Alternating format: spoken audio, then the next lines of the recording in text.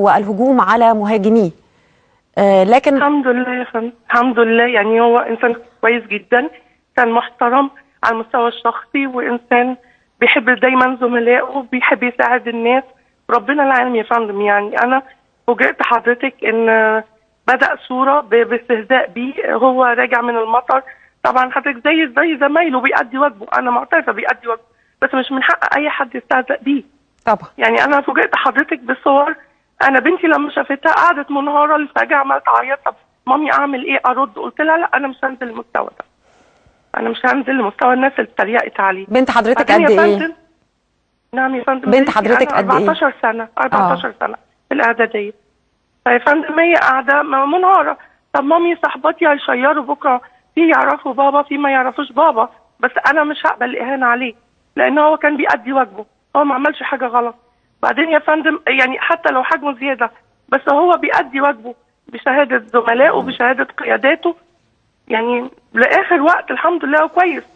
هي المشكله فعلا هو عنده الغضروف، لان حضرتك في ناس كتيره قالت لا ده تمثيليه. لا يا فندم، خياطه في ظهره لغايه دلوقتي، بس هو واقف في الشغل وثابت في مكانه. انا اصلا مش متخيله مدام اماني ان احنا ممكن حتى ندخل في قصه الحديث على اشكال الناس واجسام الناس وحجم الناس. ده منتهى ردة أخلاقية الحقيقة. يعني هذا رجل محترم يؤدي عمله، كون ان في حد يتناول شكله بأي شكل.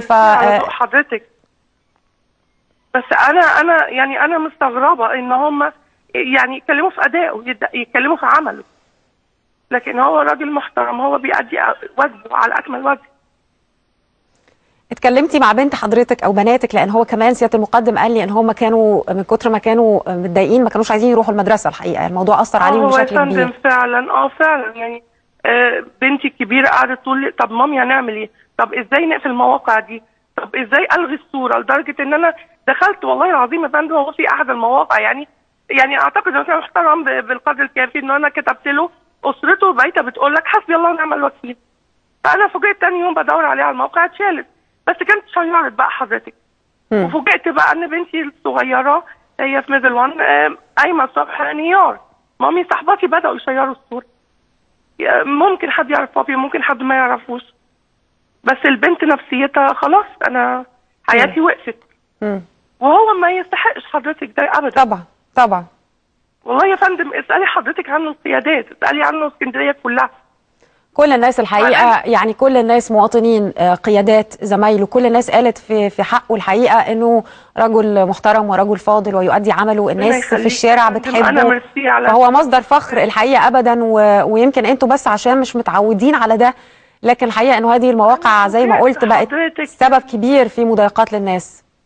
يعني انا فوجئت حضرتك بالموضوع ده، ما كنتش متوقعه. هو لو التقييم يبقى تقييمه لشغله مش تقييمه لشكله. ده من ناحيه ثانيه يعني هو بيأدي عمله. في ناس بتقول لك ما هو ملزم ينزل الشارع، بس ملزم ينزل مرتاح نفسيا.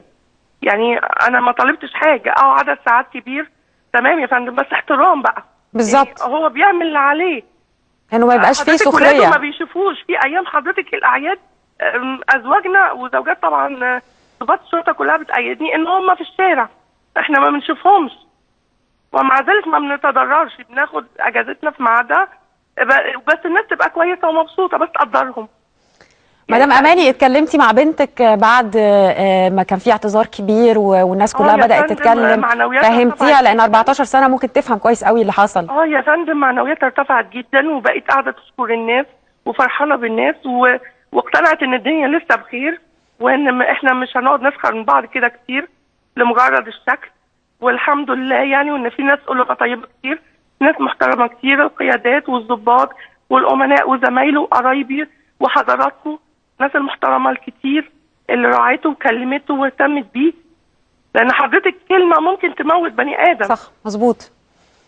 لو بنتك جنبك بلغيها بس انه باباها مصدر فخر، وانها ربنا يخليك يا فندم. اللي حصل ده حصل من ناس لم يجدوا الحقيقه من يعطيهم تربيه نفسيه وعقليه واجتماعيه سليمه. ففهميها ان المشكله فيهم مش في باباها.